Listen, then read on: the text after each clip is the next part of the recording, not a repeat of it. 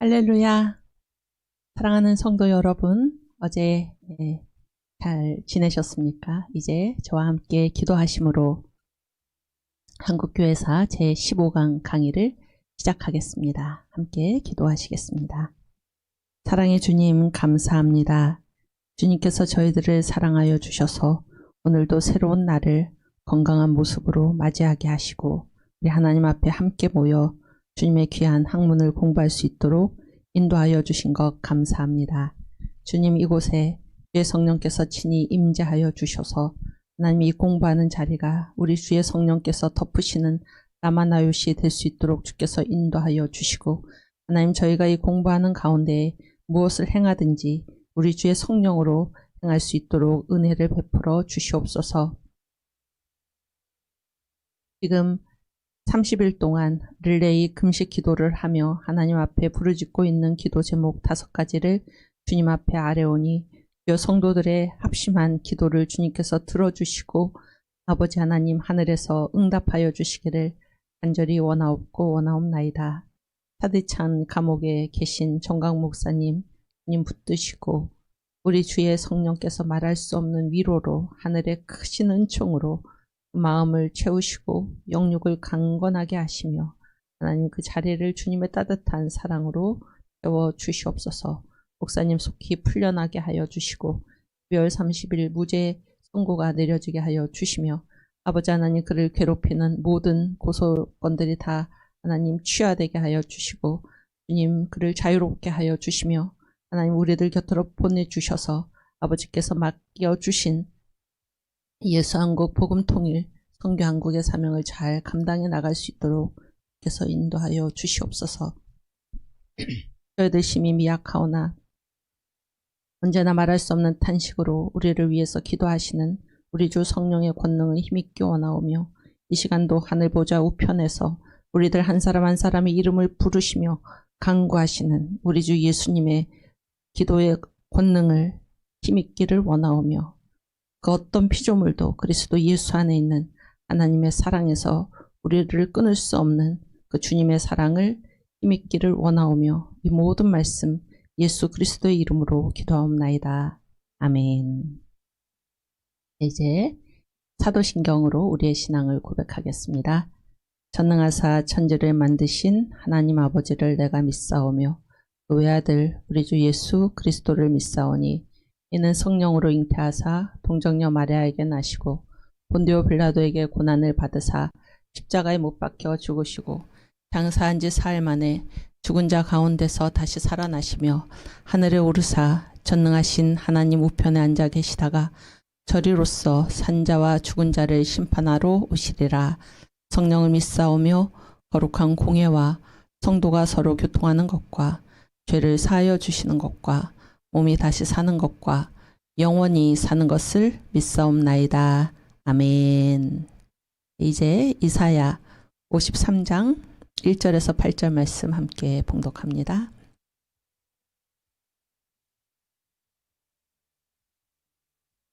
(53장)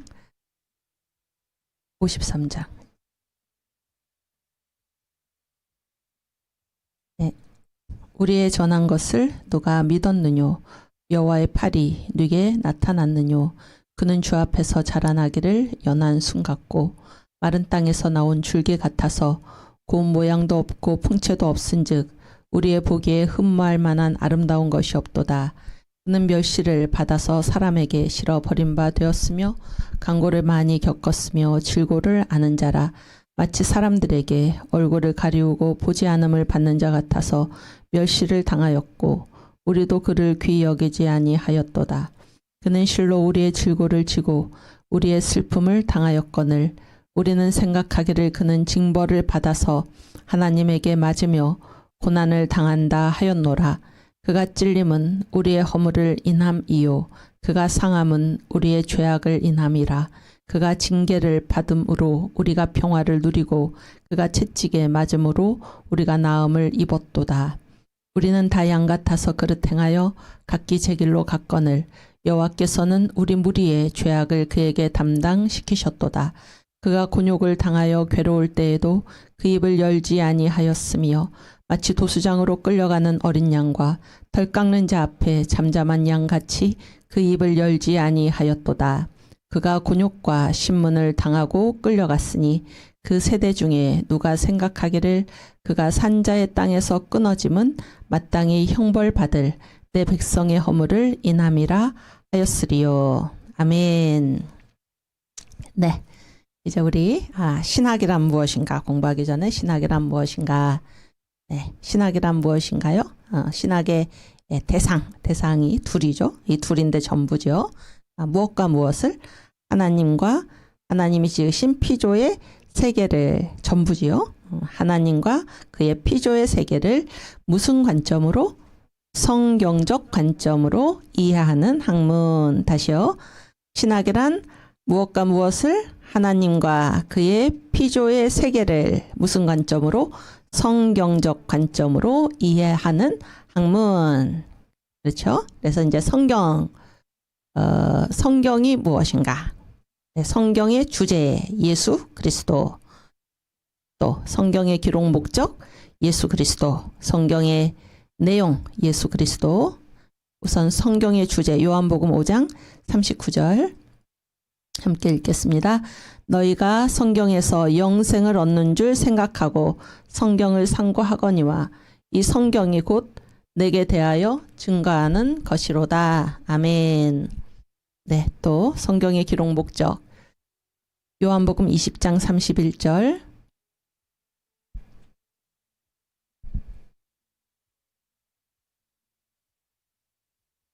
함께 봉독합니다. 오직 이것을 기록함은 너희로 예수께서 하나님의 아들 그리스도이심을 믿게 하려 함이요 또 너희로 믿고 그 이름을 힘입어 생명을 얻게 하려 함이니라. 아멘.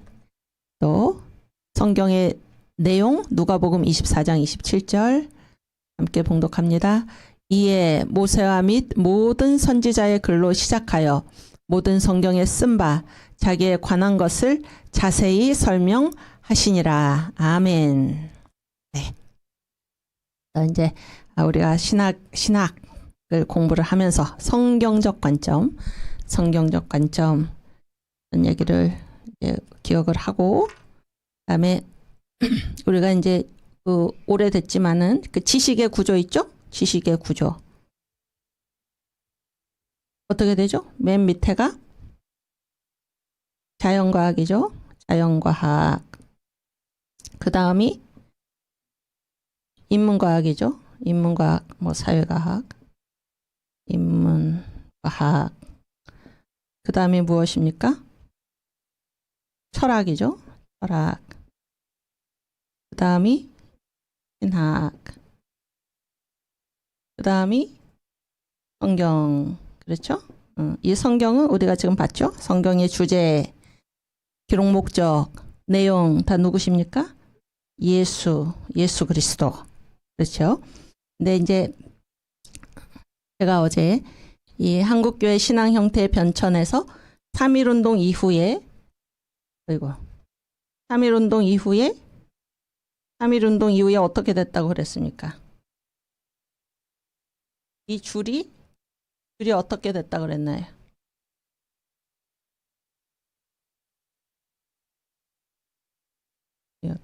이게 어떻게 된 거죠?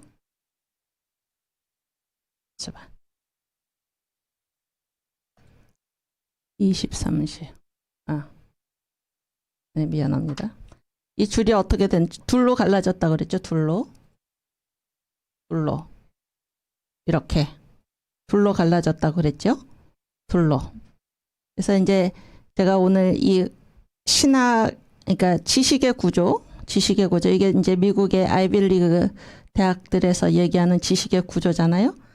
지식의 구조를 제가 이제 오늘 아침에 생각을 하면서 이 그래프를 생각하게 됐는데, 이게 둘로 나뉘었잖아요. 둘로. 1919년 이후에. 그렇죠? 그러면은 무슨 말입니까? 그러니까 여기는 이제 신앙 차원에서 갔고 여기는 민족 차원에서 갔다, 그런 얘기잖아요. 그러면은 이 시기를 거쳐가는 그 길이 두 개가 있었다, 그런 얘기가 되지 않습니까? 두 개가 있었다. 그렇죠? 그런데 지식의 구조에서 보세요. 지식의 구조에서는 이 예수님은 뭡니까? 이게 만유의 주시죠? 만유의 주. 그래서 예수님의 길이 아닌 다른 학문으로 다른 방법으로 다른 길로 살아가야 할 분야가 있습니까? 없습니까? 이 지식의 구조에 의하면은. 이게 지금 다 같은 틀이죠? 같은 틀입니다. 다만, 이게 이제, 이거는 무슨, 이게 이제 그 연구하는 대상이 다르다 그런 얘기잖아요. 그런 구분이죠. 그래서 자연과학은 무슨 세계입니까? 자연과학은 물질 세계죠. 물질 세계. 그렇지 않습니까? 물질 세계. 그렇죠? 인문사회과학은 뭐를 다루나요? 사회를 다루죠. 인간 사회. 그렇죠? 인간과 사회를 다루죠. 그렇지요? 철학은 무엇입니까? 그러니까 여기 인문사회과까지는 형이하학이죠. 형이하학. 그렇죠? 다 이제 이 모양이 다 있는 거잖아요. 그런데 철학은 무엇입니까? 형이상학이죠. 형이상학. 그래서 철학은 이제 2차 학문이죠. 2차 학문. 그렇지 않습니까? 그래서 이제 여기는 이제 여기까지가 무엇입니까? 여기까지를 우리가 뭐라 그래? 형이학 아니지. 여기까지를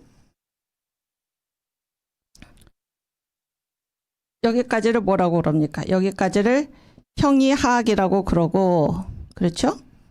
그러니까 이제 그 형이하학이라는 거는 대상의 차이인데, 대상이 무슨, 물질이면 자연과학이고, 그런 얘기죠. 물질 세계면 자연과학이고, 인간이나 사회를 대상으로 한다? 그러면 그게 무엇입니까? 인문사회과학이죠? 이 둘은 이제 형이하학이죠. 형이하학. 그런데 이제 이 형이하학에서 하나 더 약간 하나를 올려가지고, 이 관념 이런 세계를 다루는 게 무엇입니까? 이게 이제 형이상학이죠? 이게 뭡니까? 이게 철학이죠? 여기까지 다 이해가 되셨지요? 철학인데, 그러면 신학은 무엇인가? 신학은 여기까지는 어쨌든 다 무슨 분야입니까? 인간의 분야죠, 인간. 그렇지 않습니까? 그런데 신학은 무엇입니까? 신학은 무엇과 무엇을? 하나님이 들어가는 게 하나님. 아시겠죠? 하나님, 삼위일체 하나님과 또 하나님과 그의 피조의 세계.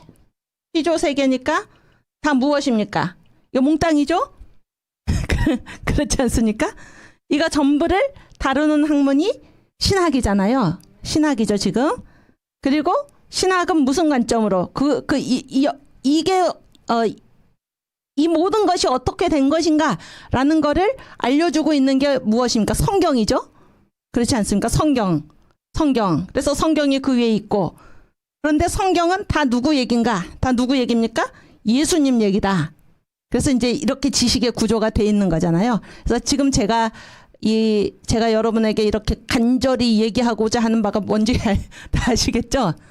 그래서 이게 같은 체계 안에 있는 것이지, 이렇게 한국교회에서 1920년 이후에 1935년까지 신앙 가지고 어떤 영역은 신앙만 가지고 살고 어떤 영역은 신앙 외의 것으로 살아가는 그런 영역이 구분된 게 아닙니다. 구분된 게 아닌데도 이때 한국 교회가 이렇게 둘로 갈라진 길을 걸었다 하는 것을 이제 우리가 생각하기 위해서 제가 이 지식의 구조를 지금 그렸습니다. 다 이해가 되시죠? 어떻습니까? 요즘은 어떻습니까? 요즘은 어떤가요? 여러분 지금 이번 제2기 청교도 신학 특강 지난 전 목사님께서 함께 그때 주경신학의 강사로 그때 계실 때 그때 세 분이 하신 그 신학 특강이 종교개혁 신학 특강이죠. 그렇죠? 그리고 이제 이번이 청교도 신학 특강인데 이제 두 번째잖아요. 두 번째. 그렇죠? 그런데 이제 그때 그 이후로 특별히 이번에 이 청교도 신학 특강의 아주 핵심이 무엇입니까? 뭘 받으라는 것입니까? 성령 받아라 그런 얘기죠. 성령 세례를 받으라. 주님의 일을 하기 위해서 주님께서 말씀하신 거죠. 사도행전 1장 8절에 바로 복음 증거하러 나가라 그렇게 말씀 안 하시고, 그렇죠? 오직 성령을 기다리라고 그랬죠. 성령이 너희에게 임하시면 너희가 권능을 받고 예루살렘과 온 유대와 사마리아와 땅끝까지 이르러 내 증인이 되리라 이렇게 말씀하셨잖아요.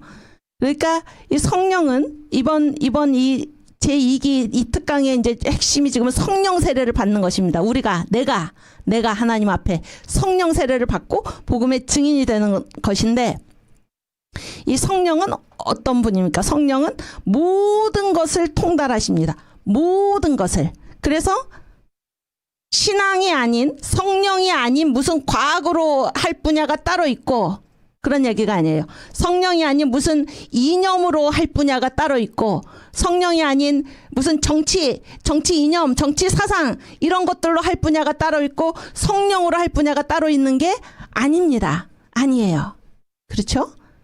그렇지 않습니까? 왜냐하면 이 모든 세계를 지으신 분이 누구십니까? 삼위일체 하나님이시고 그 성령을 우리가 성령 세례를 받고 성령께서 우리 안에 계시면 성령께서 모든 것을 가르쳐 주신다 이렇게 성경이 말씀하고 계시지요.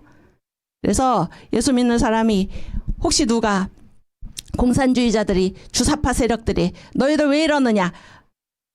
네? 너희들 왜 이런 분야에 대해서 너희가 무지하느냐? 이런 말들은 공격일 뿐입니다, 여러분. 공격일 뿐이에요. 신앙 아닌 성령 세례가 아닌 다른 무엇 우리가 따라서 가야 할 다른 무엇이 없습니다. 이 세상에는. 그걸 아시길 바랍니다. 그리고 이 신학의 위치를 보세요. 신학의 위치. 자연과학은 다루지 않는 인문사회과학은 다루지 않는 철학은 다루지 못하는 하나님과 그의 피조세계 그럼 전부잖아요. 전부.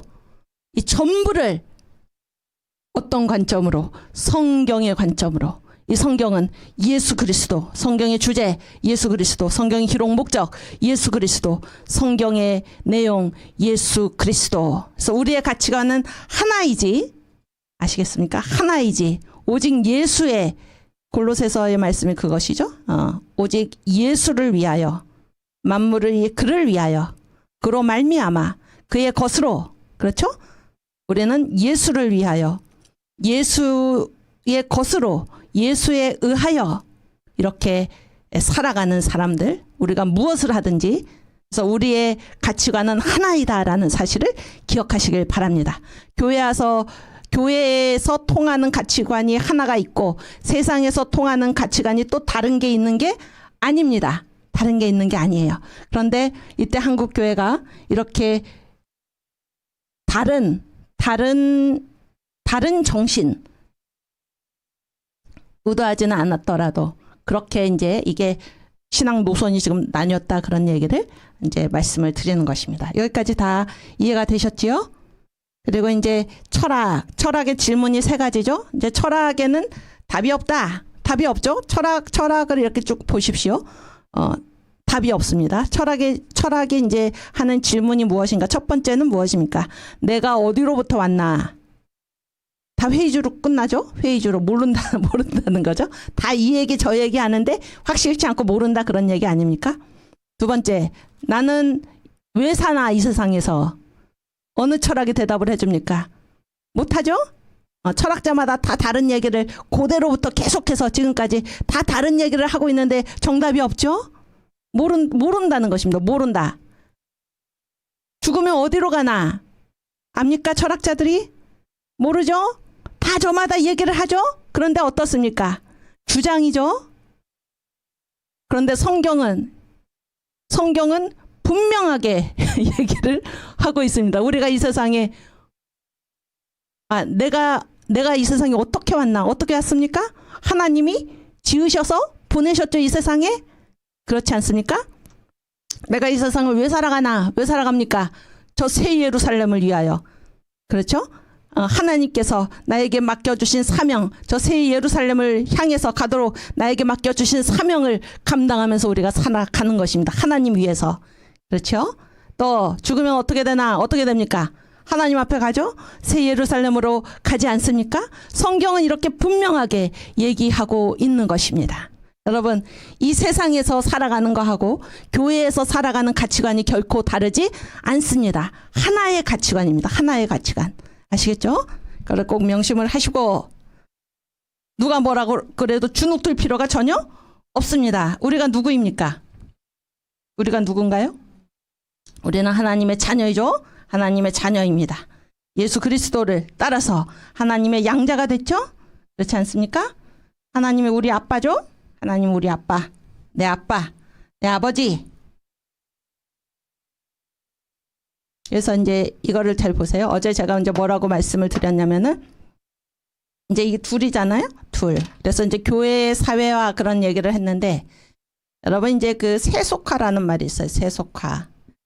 제가 그 모든 용어에는 다 역사성이 있다 그랬죠. 그러니까 이 세속화라는 말이 등장한 때가 있습니다. 역사적으로. 지난번에 제가 그 정교 분리가 원래 무슨 말인가를 말씀을 드렸잖아요. 정교 분리는 교회 다니는 사람은 정치해서는 안 된다. 이런 말이 아닙니다. 그런 말이 전혀 아니에요. 정교 분리는 이제 두 번의 그 용어를 거치는데 맨 처음에 정교 분리는 무엇입니까? 국교가 아니다 그런 얘기예요. 정교 분리는. 그러니까 국교는 이 정치 단위하고 교회 단위가 일치를 하는 거죠. 그렇죠? 그래서 그 지역에는 교회가 몇 개만 있습니까? 국교는 하나만 있죠. 그러니까 이 지역 단위하고 정치 단위하고 교회 단위가 일치하는 게 정교 일치고 그게 국교고, 정교 분리는 미국에서 헌법으로 처음 헌법에 보장이 된 게 정교 분리 아닙니까? 그게 신앙의 자유라는 말입니다. 신앙의 자유. 왜냐하면 이 정치 단위, 이 지역 단위하고 미국이라는 나라가 하나죠. 하나인데 교회가 몇 개입니까?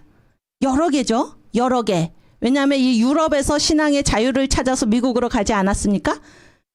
그러니까 여기서 유럽에서 신앙의 자유를 찾아서 미국으로 갔다는 거는 유럽에서 그 지역의 교회, 국교가 되지 못한 모든 교회는 다 이쪽으로 갈 수밖에 없었어요. 왜냐하면 거기서는 국교가 못 되면 이단이니까. 그게 정말로 이단이어서 이단이 아니고 국교가 못 되면은 이단으로 핍박을 받기 때문에 신앙의 자유를 찾아서 다 미국으로 간 거 아닙니까? 그렇죠? 그러면 미국에 모인 사람들은 다 어떤 경험을 가지고 있습니까? 국교가 되지 못해서 박해받은 경험을 가지고 있는데 이 사람들이 여기에 와서도 미국의 국교는 이것이다 이렇게 하나만 옳다고 얘기하겠습니까? 아니죠? 아닙니다. 그래서 미국은 최초로 정치 단위하고 교회 단위가 분리된, 그래서 지역은 하나지만 국가는 하나지만은 교파가 여러 같이 존재하는, 그렇죠? 그래서 국교는 누가 교회를 선택하느냐, 지역이 교회를 선택하죠. 우리 영국은 성공회다 이렇게. 그렇지만은 이 교파는 누가 교회를 선택합니까? 지역이 선택하는 게 아니에요. 그거는 국교죠. 지역이 선택하는 게 아니고 누가 선택을 합니까? 개인이 나는 장로교가 좋아. 난 장로교 신앙이 마음에 들어. 그렇죠? 또 어떤 분들은 아니야, 나는 너는 그래? 나는 감리교 신앙이 마음에 들어. 이렇게. 나는 성공회가 좋아. 이렇게. 교파라는 거는 지역이 교회를 선택하는 게 아니라 개인이 교회를 선택하는 것입니다. 이게 정교 분리의 뜻입니다. 정교 분리라는 거는 그러니까 뭐예요, 이게? 다시 한번 얘기하면 정치 단위하고 지역이죠? 교회 단위가 분리가 되는 거예요. 그래서 한 지역에, 한 국가의 교회는 몇 개입니까? 여러 개죠? 여러 개고, 누가 교회를 선택을 합니까? 지역이 교회를 정하는 게 아니고 개인이, 이게 신앙의 자유입니다. 이게 신앙의 자유의 원뜻이에요. 아시겠죠? 무슨 얘기인지 아시겠죠? 그래서 이거는 속인주의, 속지주의, 지역이 아니고 속인주의. 그래서 개인이 교회를 선택한다 이런 얘기예요. 속지주의는 국가죠. 국교죠. 국교. 두 번째, 토마스 제퍼슨 대통령. 미국의 몇 대 대통령입니까? 3대 대통령이시죠. 이분이 또 정교 분리를 분명하게 했죠. 정교 분리를. 왜 분명하게 했습니까? 우리처럼 믿음이 좋은 이런 대통령들이 계속해서 나오란 법이 있을까? 그렇죠? 그때를 염려하면서. 그래서 지금 교회를 왜냐하면 미국은 완전히 교회 때문에 세워진 나라 아닙니까? 그래서 이 신앙으로 전 미국을 이끌어 가야 되는데 혹시 대통령 중에 그렇지 않은 사람이 나왔을 경우에 그 사람이 이제 이 교회에 어떤 그 해가 되는 일을 할까봐 분명하게 정교 분리 원칙 3가지를 못 박아놨다 그런 얘기잖아요. 네, 제가 이런 훌륭한 지식을 어디서 배웠을까요? 정광훈 목사님한테 제가 배웠습니다. 거기에서 거기 집회 제가 광화문 가서 들어서 광화문 가서. 그런데 세 가지죠? 뭡니까? 세상의 공직자는 뭐를 겸할 수 없다? 교회의 성직을 겸할 수가 없다. 그러니까 이 세상 권력을 가진 사람이 교회 성직을 겸하면 교회를 어떻게 할 수 있습니까? 이게 정치 논리로 마음대로 할 수가 있죠? 안 된다. 그런 얘기예요. 세상의 공직자는, 그렇죠? 세상의 공직자는 교회의 성직을 겸할 수 없다. 그러니까 이게 겸할 수 없다. 그런 얘기. 겸할 수 없다. 두 번째는 세상 정부는 교회에 뭐를 못한다? 응? 세상 정부가 교회에 관여 못한다. 그런 얘기. 세상 정부가 교회에 관여 못한다. 안 된다. 아시겠죠? 그러니까 교회는 교회 법이 있는 거. 이게 바로 신앙의 자유 아닙니까? 이게 우리 헌법에 보장된 거 아닙니까? 헌법이 가장 상위법이죠? 가장 상위법입니다. 우리나라도 신앙의 자유가 헌법에 보장이 되어 있는 거. 헌법에. 이거를 지금 이 미국의 그 토마스 제퍼슨 대통령, 3대 대통령 이걸 지금 얘기했다 그런 얘기예요. 세 번째는 뭡니까? 세상 정부는 교회에 뭐 할 수 없다? 세금을 매길 수 없다. 그렇죠? 없다. 이게 바로 정교 분리입니다. 그래서 첫 번째 정교 분리가 이 세상에 정교 분리라는 말이 처음에 등장했을 때 그 말은 무엇입니까? 교회를 국가가 선택하는 게 아니라 개인이 선택한다. 신앙 자유죠 이게? 정치 단위하고 교회 단위가 분리가 됐다 그런 얘기예요. 아시겠죠? 예, 신앙 자유입니다. 신앙 자유. 그래서 이 미국의 교회를 뭐라고 부릅니까? 교파 교회라고 그래. 교파가 여럿이에요. 나라는 하나인데. 무슨 얘기인지 아시겠어요? 그러면 이 서구의 교회, 미국으로 신앙의 자유를 찾아서 이제 오기 전에 이 다 유럽의 교회가 있었잖아요. 유럽 교회들은 지금도 뭐라고 부릅니까? 유럽 교회의 원래 형태는 뭐예요? 국가교회입니다. 국가교회. 국가형 교회죠. 국가교회. 이 국가교회는 뭡니까? 속지주의죠. 속지주의. 지역이 교회를 선택한다 이런 얘기잖아요. 그래서 정교분리 처음 뜻은 뭔가 신앙의 자유입니다. 그래서 교회를 개인이 선택한다. 교파교회. 아시겠죠? 우리나라에 오신 선교사들은 대부분 미국 선교사들이시죠? 그래서 이 정교분리는 이런 뜻입니다. 바로. 이런 뜻이에요. 국교 개념이 아니다. 그런 얘기예요. 두 번째, 또 어떤 분들입니까? 우리나라에 오신 미국 선교사 정교분리. 우리나라도 지금 정교분리죠. 헌법이. 뭡니까? 세상의 공직자가 교회 성직을 겸할 수 없다. 두 번째, 세상 정부가 교회에 관여하지 못한다. 세 번째, 세상 정부는 교회 세금을 부과할 수 없다. 헌법에. 이게 정교 분리의 뜻입니다. 아시겠죠? 제가 지금 이게 무슨 얘기를 하고 있는지 여러분 다 길을 안 잃으셨죠? 이 얘기를 왜 시작을 했나요? 세속화 말하려고. 세속화도 이 정교 분리라는 말과 같이 세속화라는 말이 이 역사에 등장한 때가 있다 그런 얘기예요. 무슨 얘기인지 아시겠죠? 그러니까 세속화라는 말을 흔히 어떻게 씁니까? 정교 분리가 교회 다니는 사람은 정치해서는 안 된다 이렇게 잘못 쓰이고 있죠 지금? 그런데 세속화라는 말을 흔히 어떻게 쓰고 있습니까 지금? 흔히 세속화라는 것은 뭐예요? 교회가 세상처럼 됐다 이렇게 쓰고 있죠 지금은? 그런 얘기 아닙니까? 그런데 그거는 지금 이렇게 지금 쓰는 개념이고 원래 세속화라는 말이 어떤 말인가를 제가 알려드릴게요. 원래 세속화라는 말이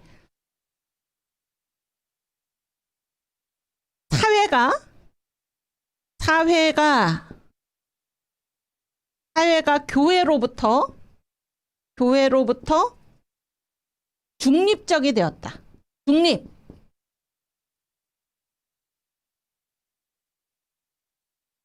중립적이 되었다. 중립적이 되었다는 거는 뭐를 받지 않는다는 겁니까? 뭐를 안 받는다. 영향을 안 받는다는 거예요. 영향을. 중립국가 있죠. 중립국가. 그러니까 이쪽에서도 영향 안 받고 저쪽에서도 영향 안 받는 거를 중립국가라고 그러지 않습니까? 이게 세속화의 원 뜻이에요. 그러면 이게 왜 이런 말이 나왔을까? 왜 이런 말이 나왔을까요?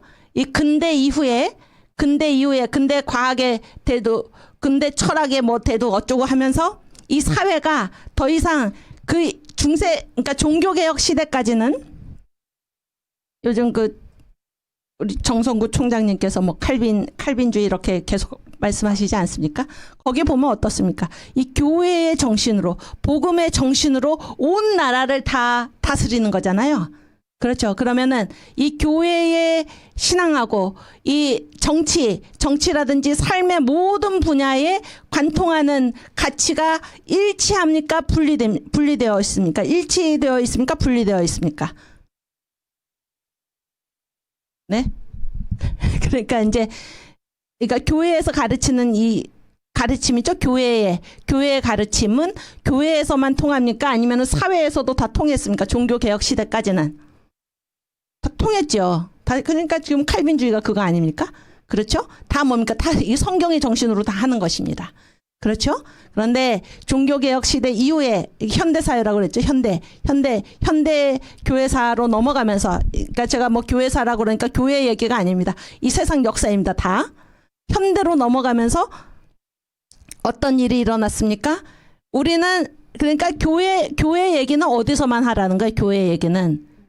그렇지, 아주 잘했어. 교회 안에서만 해라 그런 얘기예요. 우리는 우리 나름의 논리가 있다 이런 얘기, 쉽게 말해서. 무슨 얘기인지 아시겠어요? 그래서 법은 뭔가 이 양심에 따르면 되지, 자연법이지, 이런 식으로. 무슨 얘기인지 아시겠습니까? 그래서 그러니까 교회의 영향으로부터 이 사회가 벗어난 것입니다. 그러니까 벗어났다라는 거는 자기 나름의 법이 있다, 그러니까 교회는 우리한테 관여하지 말아라, 이게 세속화의 뜻입니다. 아시겠죠? 세속화의 뜻. 그래서 사회가 교회로부터 중립적이 되었다, 그런 얘기예요. 그래서 이제 이 교회에 세 패밀리가 있어요. 교회에, 기독교회에. 맨 처음에는 교회가 하나였잖아요.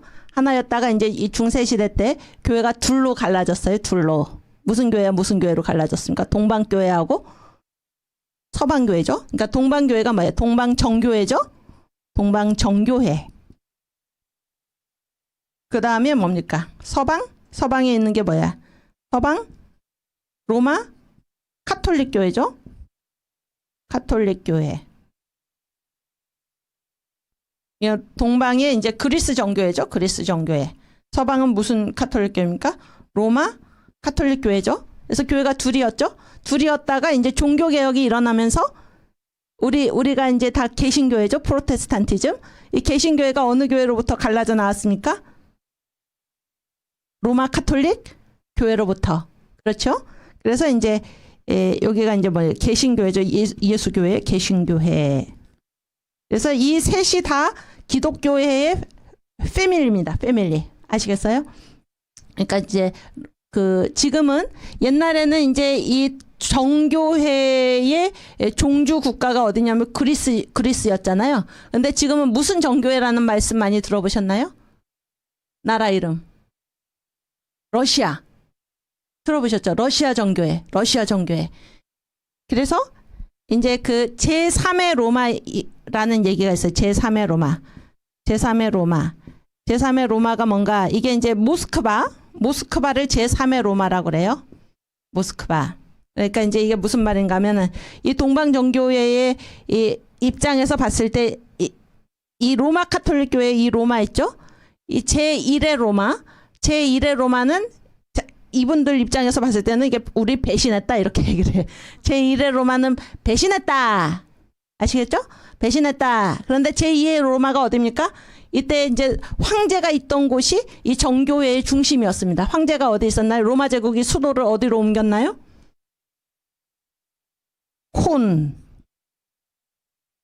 어디로 옮겼나요?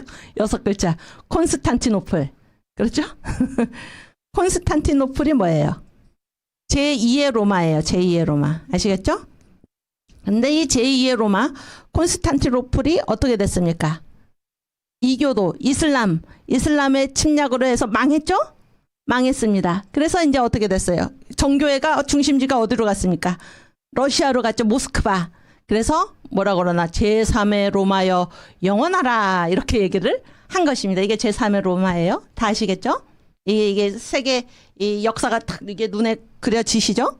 그런데 이제 그래서 이제 교회의 큰 패밀리가 세 개다 그런 얘기 세 개인데 세속화에 대해서 세속화라는 거는 이제 이 사회가 교회로부터 중립적이 되었다. 영향을 안 받는다. 그러니까 교회로부터 벗어났다 이런 얘기거든요. 그런데 이 세속화에 대한 입장이 이 세 교회가 다 달랐어요. 그래서 이제 우선 우리 개신교회 같은 경우는 사회가 교회로부터 벗어난다 이런 거를 좋게 보았습니다. 왜 좋게 보았나? 이거는 사회를 포기했다 결코 그런 뜻이 아니고, 그러니까 교회는 교회가 할 일이 있고, 그러니까 교회는 교회가 하는 일을 통해서 하나님께 영광을 돌리고 이런 개념이었어요. 그렇죠? 근데 사회에도 뭐 각 분야가 있잖아요. 정치, 뭐 경제, 또 뭐 윤리, 그렇죠? 또 뭐 과학 이런 것도 뭐예요? 각 분야를 통해서 누구한테 영광을 돌립니까? 하나님께 영광을 돌린다. 이런 의미에서 무슨 얘기인지 아시겠어요? 그러니까 하나님은 어디도 다스리십니까? 교회도 다스리시고 세상에 있는 각 분야도 다스리시고, 그래서 각각의 분야에서 하나님께 영광을 돌린다. 그래서 교회가 전체를 관장해야 된다 이런 개념이 아니라 각각의 분야를 존중해 준다. 어떤 전제 조건에서 존중을 해줍니까? 각각을 통해서 다 하나님께 영광을 돌린다 이런 전제 조건에서. 아시겠어요? 그래서 이 사회가 교회로부터 중립적이 된 것, 그러니까 이제 교회의 가치가 아닌 자기 딴의 가치를 가지고 살아간다. 그래서 이 교회의 가치, 이게 성경의 가치로부터 벗어났다 이런 차원에서가 아니라 거기도 하나님의 가치를 가지고 영광을 돌리고 그러는 거예요. 분야가 다르다. 이런 차원에서 이 개신교회가 이제 세속화, 사회가 교회로부터 이렇게 분리되는 것을 적극적으로 생각을 했다 그런 얘기예요. 무슨 얘기인지 제 얘기 다 아시겠죠? 무슨 얘기인지. 개신교회는 적극적 세속화입니다. 적극적 세속화. 그러니까 이거는 뭔가 하면 그 만인 제사장 있죠? 만인 제사장. 그런 얘기 들어보셨죠? 그러니까 분담 개념입니다. 역할 분담. 그러니까 교회는 교회가 할 일이 따로 있고 그런 얘기예요. 정치는 정치가 할 일이 따로 있고, 그런데 다 각각 다른 사명을 가지고 최종적으로 누구한테 영광을 돌립니까? 하나님께. 이런 개념이에요. 그런데 가톨릭 교회하고 이제 정교회 문제인데 제가 써볼게요. 일단 이제 둘 중에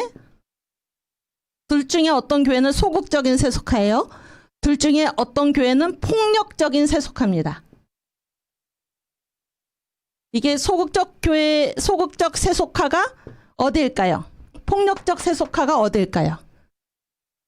이게 이제 그 그리스 정교회가 지금 이때는 세속화 문제는 현대의 문제죠, 현대. 이게 러시아 정교회로 바뀐 다음이죠, 러시아 정교회. 그랬을 때 어디가 폭력적 세속화였겠습니까? 폭력적으로 세상이 교회로부터 갈라져 나간 거예요. 네? 또 어디가 소극적 세속화. 그러니까 소극적 세속화니까 이거는 교회의 입장이죠, 교회의 입장. 그래서 세속화되는 걸 원치 않은 거예요. 계속 교회가 이거를 붙잡고 교회 아래 모든 정치 이런 것들을 다 두기를 원했던 게 소극적 세속화죠. 어디겠습니까? 줄 짝짓기를 빨리. 소극적 세속화가 카톨릭이겠습니까? 정교회겠습니까? 카톨릭이죠. 카톨릭. 왜냐하면 카톨릭은 뭐예요? 카톨릭은 자기가 다 해야 되는 거예요. 자기가. 그렇지 않습니까? 교황이죠. 교황. 그래서 이제 이 카톨릭의 종교개혁이 일어난 다음에 예수회가 생겼잖아요. 예수회. 이제 이 예수회가 이제 이렇게 쭉 역사를 지내서 볼 때 굉장히 미안한 얘기지만 못된 일을 많이 했죠. 왜냐하면은 이 종교개혁교회가 자기들로부터 떨어져 나갔죠. 그래서 이 떨어져 나간 나라들을 어떻게 하려고? 자기 로마 카톨릭으로 다시 되돌리려고. 그래서 이들이 했던 일이 무엇입니까? 무슨 신앙 차원이 아니라 뭡니까? 정치적인. 그래서 이제 이 개신교 국가들에서는 이 예수회 카톨릭에서 파송한 예수회 사람들을 거의 스파이, 간첩 이렇게 본 거예요. 왜냐하면은 이 교황의 입장에서는 뭐예요? 자기 밑에 있었는데, 그렇죠? 중세 시대까지 다 자기 밑에 있었는데 어떻게 했습니까? 이것이 떨어져 나가는 게 지금 분리죠, 분리. 교회로부터 떨어져 나간 거죠. 그래서 그렇게 되는 거를 굉장히 싫어했어요. 그래서 굉장히 싫어해서 이거를 되돌리려고 했지만은 그렇게 됐습니까? 안 됐습니까? 안 됐죠? 그래서 어쩔 수 없이 끌려가면서 세속화를 하게 된 경우가 바로 로마 가톨릭 교회입니다. 그러면은 어디가 폭력적인 세속화입니까?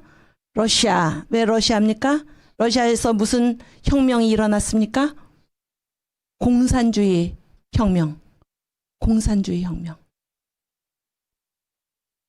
공산주의 혁명이 일어나면 어떻게 합니까?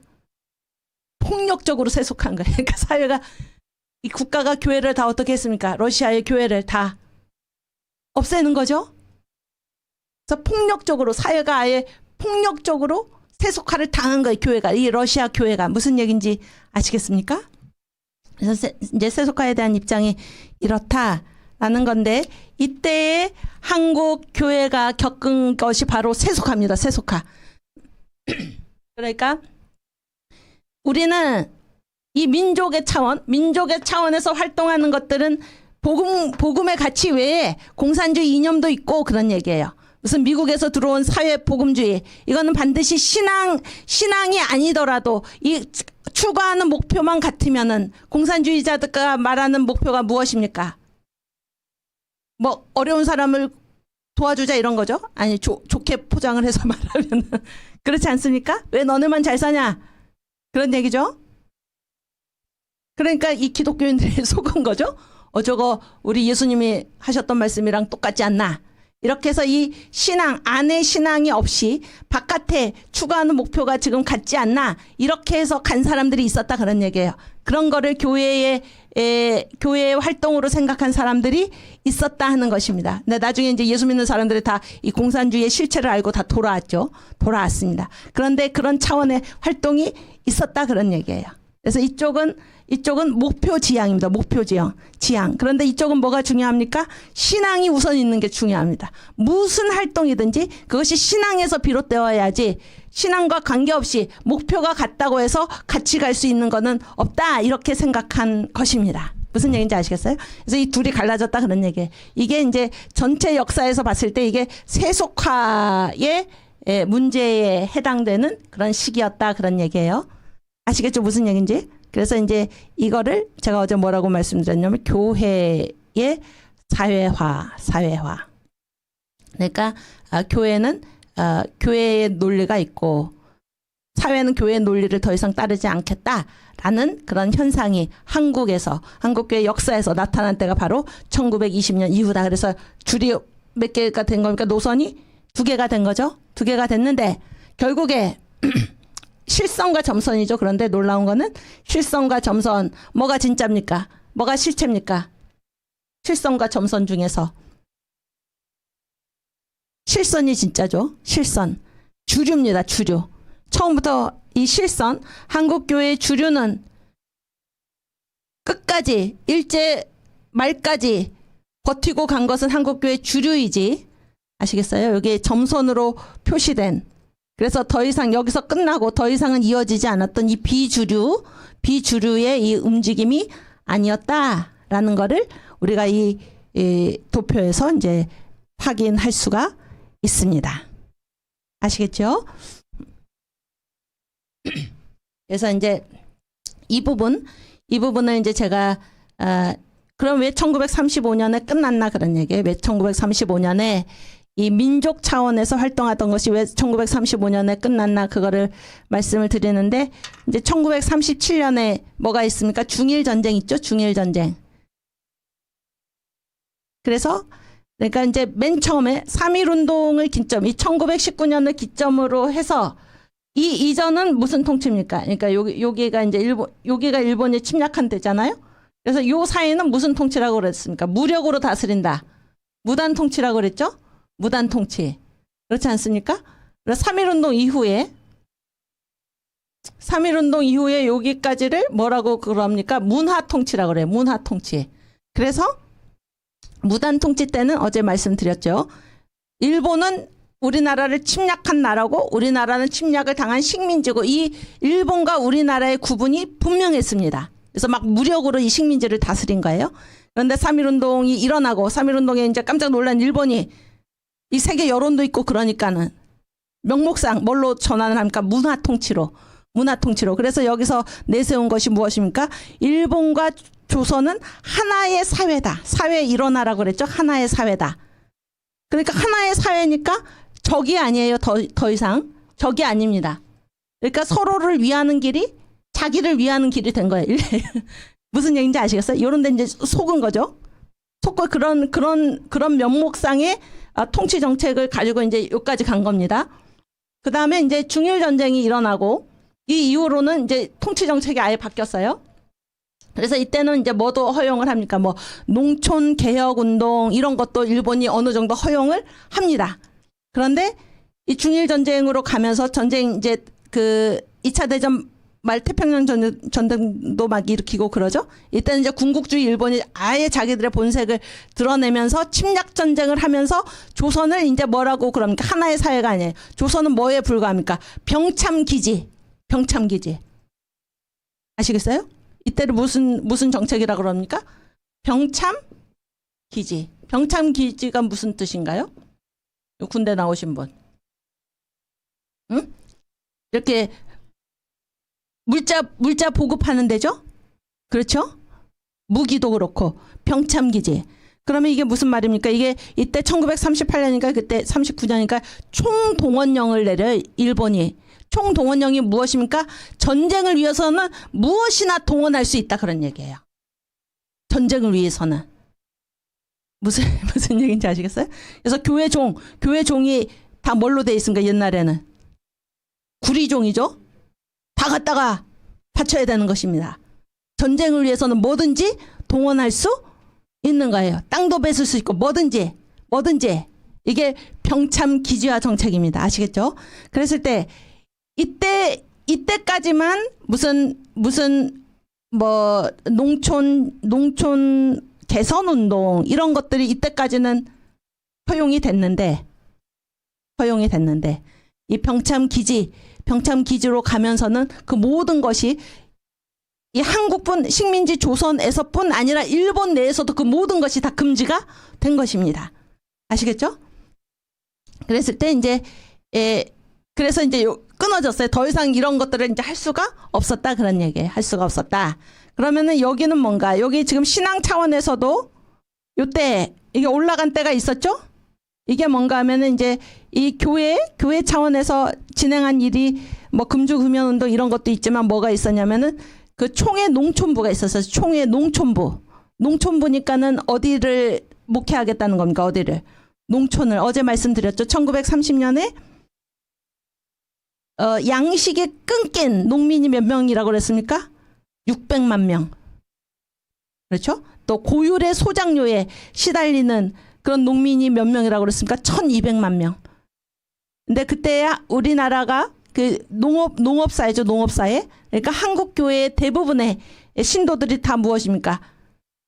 600만 명이 지금 양식이 끊기고 1200만 명이 고율의 소작료에 시달리는 그런 때를 지금 한국교회가 같이 겪어가고 있는 거 아닙니까? 왜냐하면 그 사람들이 다 한국교회 구성원이죠.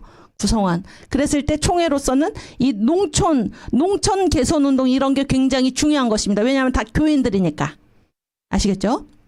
그런데 그런 농촌 개선 운동이 두 가지 점 때문에 이제 더 이상 못하게 됐어요. 하나는 일본이 이렇게 이제 전쟁으로 가면서 모든 그런 농촌 운동이고 무슨 운동이고 다 그만 거 이제 못한다. 일본이 이제 이게 못하게 해서 이제 이 운동이 중단이 됐고 또 하나는 잘 들어보세요. 또 하나는 교회 보수주의자들이 반발을 한 거예요. 이 농촌 이 총회 이 농촌부 폐지하라. 왜 폐지하라고 그랬습니까? 이게 사회 일원화죠. 이 시대가 사회 일원화. 그러니까 조선 사회하고 일본 사회가 같다는 거잖아요, 지금. 그렇죠? 그러면 이제 행정 당국이 있죠. 행정 당국. 네? 행정 당국이 어디입니까, 이때? 누굽니까? 행정당국이 다 누구예요? 일본입니까? 조선입니까? 일본이죠. 그런데 보세요. 이거 농촌운동 하잖아요. 농촌운동. 그래서 농촌 개선운동. 그래서 종자 개량. 그러면은 그 종자를 받으러 가야죠. 어디에? 행정당국에. 무슨 얘기인지 아시겠어요? 누가 받으러 갑니까? 총회 농촌부가. 교회가 이 농촌을 부흥시키기 위해서 이 농민들을 구제하기 위해서 종자 개량 운동으로 이 농촌을 어떻게 구제해 보겠다. 그래서 이제 교회가 그런 일에 나선 거잖아요. 그런 일에 나섰는데 이 종자를 개량하기 위해서는 누구한테 그 좋은 종자를 얻으러 가야 됩니까? 일본한테. 행정당국에. 이게 사회에 일어나기 때문에. 무슨 얘기인지 아시겠어요? 그러면 교회가 하는 일이 다 누구의 사정권 안에 다 들어갑니까? 일본 행정당국의 그 지도 밑에서 지금 교회가 무슨 농촌 개선 운동을 하는 시기 됐다 그런 얘기예요. 그러니까 이 교회의 보수주의자들, 복음주의자들이 아니다. 총회 농촌부 폐쇄하라. 왜냐하면 교회의 모든 일이 일본 행정당국의 리모트 컨트롤, 원격 조종에 다 걸려드는 것입니다. 무슨 얘기인지 아시겠죠? 그래서 일본이 군국주의 평창기지화 정책으로 가면서 그 모든 무슨 운동들을 다 못하게 했기 때문에 그것이 하나의 원인이요. 두 번째는 교회 자체 안에서 보수주의자들이, 복음주의자들이 이거는 교회의 모든 행동 반경이 지금 다 이 행정당국에 일본의 사정권에 다 노출되어 있어서 이거는 교회가 할 일이 아니다. 이렇게 해서 총회 농촌부의 폐지를 주장했던 것입니다. 아시겠죠? 그래서 그때 이제 그렇게 말씀하셨던 목사님 중에 최정민 목사님 계세요. 최정민 목사님. 이분도 이제 그 6.25 그때 다 이제 순교를 하셨죠. 6.25 때 순교를 하셨는지 그 일제 말에 순교를 하셨는지 이제 그분인데 이분이 뭐라고 얘기했습니까? 우리 주 예수께서는 교회를 떡과 물고기를 나누어 주는 기관으로 만들지 않으셨습니다.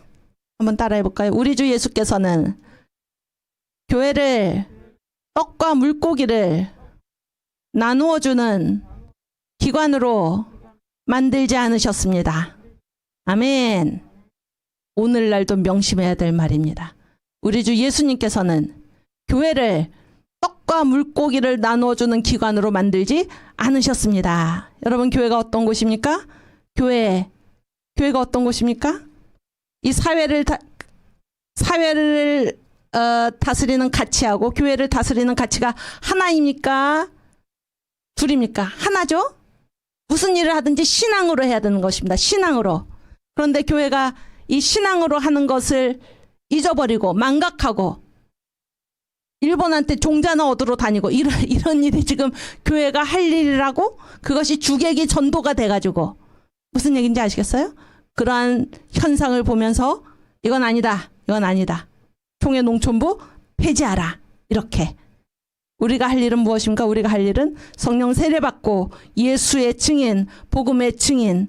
성령은 모든 것에 통달하시느니라. 성령은 우리가 무슨 일을 하든지 예수 믿는 사람이 무슨 일을 하든지 교회에서 일을 하든지 정치를 하든지 돈을 벌든지 과학자가 돼서 연구를 하든지 농사를 짓든지 무슨 일을 하든지 성령으로 우리의 가치는 하나지 둘이 아닙니다. 신앙이 통하는 영역이 따로 있고 신앙이 통하지 않는 영역이 따로 있을 수가 없습니다. 왜냐하면 이 온 천하를 지으신 분이 누구십니까? 하나님. 우리가 믿는 하나님. 그분이 다 주관하고 계십니다. 하나님 앞에서 우리가 가져야 할 유일한 자세는 무엇입니까? 신앙이지 다른 무엇이 아닙니다. 신앙이지 다른 무엇이 아니에요. 그러면 정치는 어떻게 하나요? 예수 믿는 사람이 신앙으로 정치하는 것입니다. 하나님의 뜻에 따라서. 그렇지 않습니까? 무역은 어떻게 하나요? 예수 믿는 사람이 성령 세례를 받은 사람이 신앙으로 그렇죠? 하나님 뜻에 따라서 무역을 하면 되는 것입니다. 외교 마찬가지입니다. 여러분 이 강좌에 참여하고 계신 여러분들이 다 직업이 똑같습니까? 다 교회 목사님들이십니까? 다 전도사님들이십니까? 아니죠? 다 각각 직업이 있지 않습니까? 그런데 무엇으로? 다 각각의 영역에서 하나님이 보내주신 기업에서 우리가 기업가로서 신앙 가지고 성령의 나타남으로 그때 주님의 뜻이 이 땅에서 이루어지는 것입니다. 신앙은 교회에서나 통하는 얘기지 여기서는 이 분야의 전문 지식이 따로 있어가 아닙니다. 무슨 얘기인지 아시겠어요? 무슨 얘기인지 아시겠죠? 성령은 모든 것을 가르치시느니라. 주님께서 주시는 지혜에 무엇을 견주겠습니까? 견줄 것이 없습니다. 견줄 것이 없어요. 그래서 세상에서 당신들은 이 분야의 전문가가 아니야. 이렇게 우리를 공격할 때에 아닙니다. 아니에요. 성령 세례 받은 사람이 법관으로서 그 분야의 전문 지식을 가지고 성령의 나타남으로 행하는 것입니다. 아무리 전문가라 할지라도 하나님을 저버린 사람, 성령 세례를 받지 않은 사람 얼마나 엉터리 일들을 지금 많이 자행하고 있습니까? 소위 전문가라는 사람들이 주님을 믿지 않기 때문에 주님을 부인하기 때문에 주님의 명령 앞에 명령을 거부하기 때문에 얼마나 많은 악한 일들이 지금 세상에서 자행되고 있습니까? 그렇죠? 이 세상을 다스리는 가치는 하나님입니다. 하나님이 다스리십니다. 하나님이. 우리는 오직 신앙으로, 오직 성령의 충만함으로 그리고 우리가 하는 일이 다 각각 다르죠? 다 각각 다르지만은 결국 무엇을 위해서 우리가 일하는 것입니까? 새 예루살렘. 예전에 제가 정광 목사님 말씀을 들었는데 아주 명쾌하게 이렇게 정리를 하셨는데 우리는 딱 둘 중에 하나의 일을 하게 돼 있습니다. 무슨 일을 하든지 하나는 영혼을 구원하든지 또 하나는 영혼 구원을 위해서 헌금하든지 딱 둘이에요. 무슨 얘기인지 아시겠죠? 다 마찬가지. 이 세상에 있는 모든 사람이 마찬가지입니다. 모든 사람, 예수 믿는 모든 사람은 딱 둘 중에 하나의 일을 하도록 이 세상에 보냄을 받았습니다. 영혼을 구원하든지 영혼 구원을 하는 일을 위해서 헌금을 하든지 다 각각 자기가 하는 일을 통해서 이 둘 중에 하나의 일을 하는 것입니다. 그래서 우리의 표대를 분명히 하고 살아갈 수 있기를 바랍니다. 아멘. 그리고 이제 이게 이제 이 시대다라는 것을 이제 아시고 일제 말에는 결국 이제 이 신앙 가진 사람들 끝까지 이 나라를 지켰다 그런 거를 이제 우리가 이 표에서 알 수가 있죠.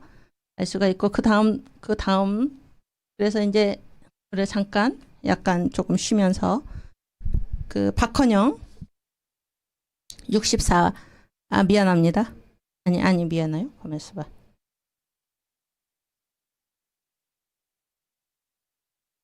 이쪽이군요. 67 보세요. 67, 68. 이 박헌영이라는 사람 PPT 67번.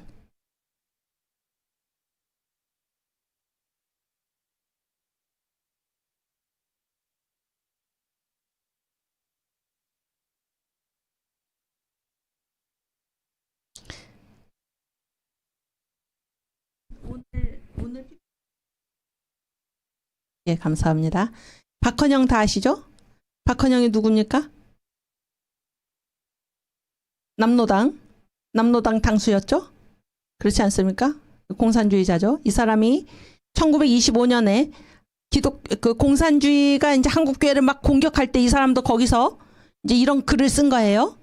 개벽지에다가 아시겠죠? 한번 같이 읽겠습니다. 이와 같이 계급의 종교가 된 기독교는, 그러니까 기독교가 누구의 종교라는 거예요? 계급의 종교. 기독교는 모든 사람의 신앙이 아니고 계급의 종교다 이런 얘기죠. 이와 같이 계급의 종교가 된 기독교는 봉건 사회에 있어서는 제후와 영토를 옹호하고, 그러니까 가진 자 편이다 이런 얘기죠. 자본주의 사회에서는 자본가의 이익을 옹호하는 도구가 되고 말았다. 이렇게 기독교를 지금 얘기하고 있는 것입니다. 아시겠죠? 그 다음, 기독교는 미신과 허위를 선전하며, 이 땅에서 미신을 몰아낸 사람들이 누굽니까? 선교사들 아닙니까? 얘기했죠? 그 무당 미신 9세 1200만 달러가 쓰이고 우리 농토가 3번씩 무당 이 미신굿에 받쳐지고 조정 세입이 3번씩 무당 미신굿에 받쳐지는 이 나라를 누가 구원해냈습니까? 선교사들이 복음으로. 그렇죠? 그런데 지금 뭐라고 그럽니까? 기독교는 미신과 허위를 선전하며 배후에 금권과 군벌의 권력을 의고로. 여러분, 이때 군벌이 누굽니까? 이때. 이게 일제시대잖아요? 1925년이면. 군벌이 누굽니까, 그러면? 일본이죠? 일본이 얼마나 기독교를 탄압을 했습니까, 한국교회를. 3.1운동에 20% 참여했는데 80%를 한국교회에 가고 있는 그거를 보면서도 지금 뭐라 그래요?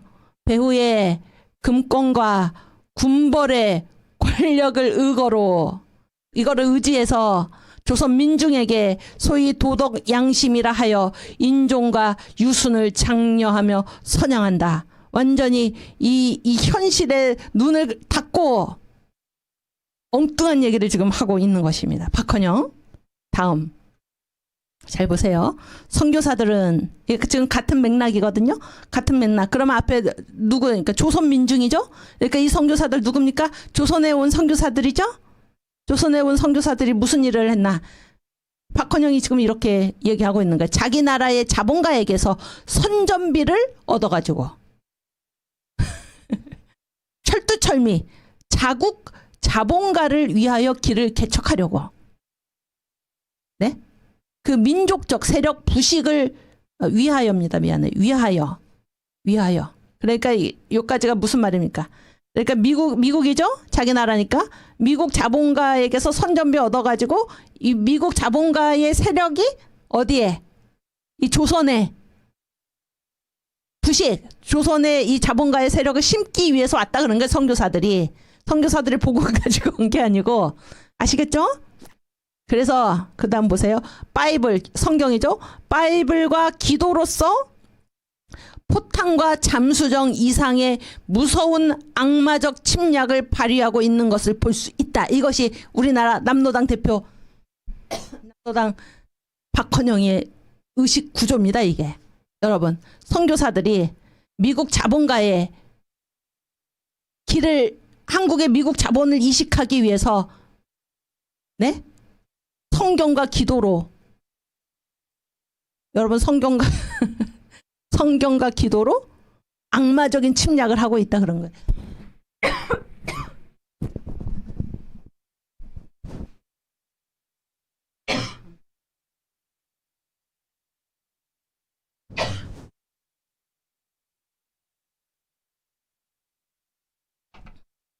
성경과 기도로 포탄과 잠수정 이상의 무서운 악마적 침략을 발휘하고 있는 것을 볼 수 있다. 어떻습니까?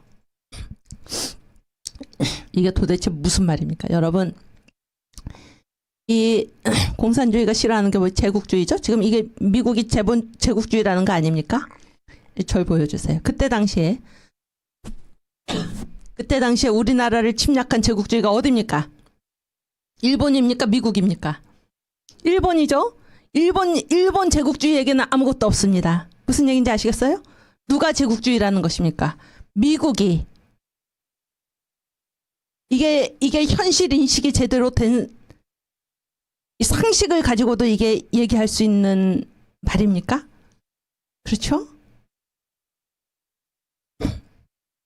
지금 이 주사파, 이 남노당의 찌꺼기들이 계속 남아가지고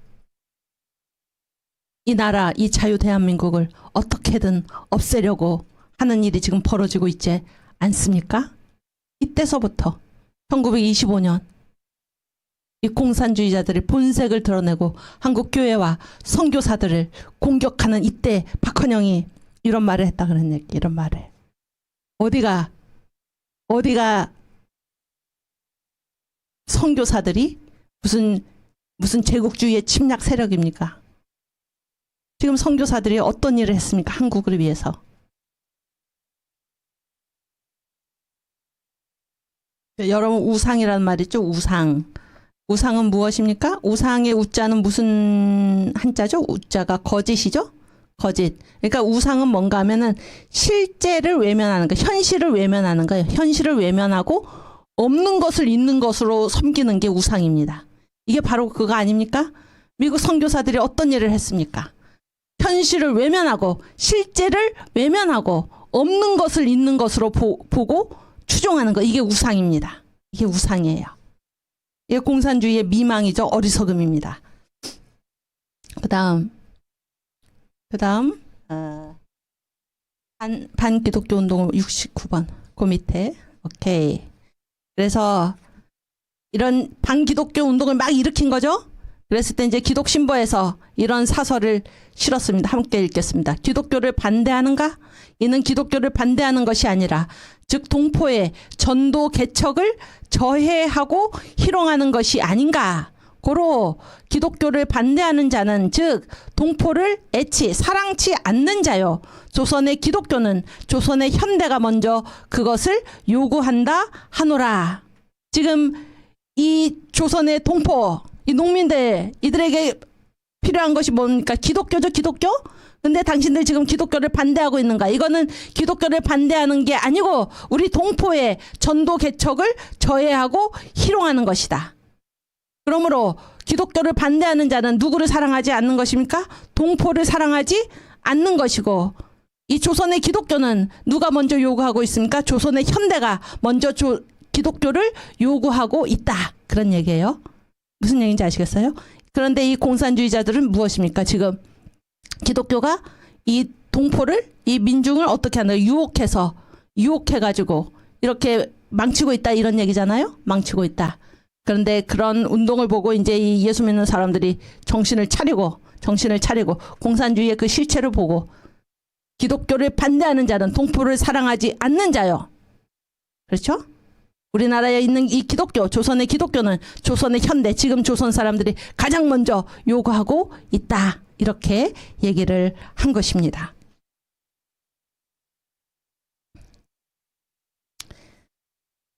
그래서 우리 그 아침해가 돋을 때 찬양 다시 하겠습니다. 그래서 이게 1931년인가 30년이니까 신정 찬송가에 이제 나왔던 찬양곡이죠. 그래서 우리 예수 믿는 사람들은 그렇게 공산주의자들이 교회 공격을 하든지 어쩌든지 아침해가 돋을 때 만물 신선하여라. 나도 세상 지낼 때 햇빛 되게 하소서. 주님, 나는 어두운 세상 지낼 때 햇빛 되어 살겠습니다. 이런 고백을 드렸던 것입니다. 우리 함께 부르겠습니다. 아침 해가 돋을 때 만물 신선하여라. 나도 세상 지낼 때에 햇빛 되게 하소서.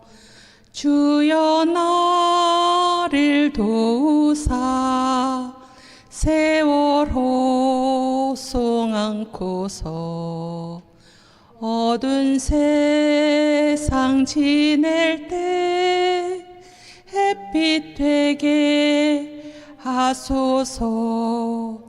새로 오는 광음을 보람 있게 보내고 주의 일을 행할 때에 햇빛 되게 하소서. 주여 나를 도우사 세월 호송 않고서 어두운 세상 지낼 때 햇빛 되게 하소서. 한 번 가고 안 오는 빠른 광음 지날 때 귀한 시간 바쳐서 햇빛 되게 하소서. 주여 나를 도우사 세월호 송 안고서 어두운 세상 지낼 때 햇빛 되게 하소서. 밤낮 주를 위하여 몸과 마음을 드리고 주의 사랑 나타내 햇빛 되게 하소서. 주여 나를 도우사 세월호 송 안고서 어두운 세상 지낼 때 햇빛 되게 하소서. 아멘. 어두운 세상 지낼 때 햇빛 되어 살아가시는 저와 여러분이 되기를 주님의 이름으로 축원합니다. 아멘. 예, 이제 제가 이제 또 하나의 도표를 여러분께 이제 말씀을 드리려고 하는데요. 70번. 네. 한번 보여주세요. 70번.